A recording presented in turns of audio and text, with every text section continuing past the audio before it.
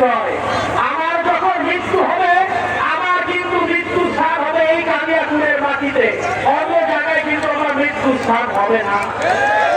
তাই আমি আপনাদের বলতে চাই যে কালিয়াকুড়ের সমৃদ্ধির জন্য, আমাদের এলাকার সমৃদ্ধির জন্য, আপনাদের ছেলে মেয়ের ভবিষ্যতের জন্য ধানের শীষের বিকল্প নাই।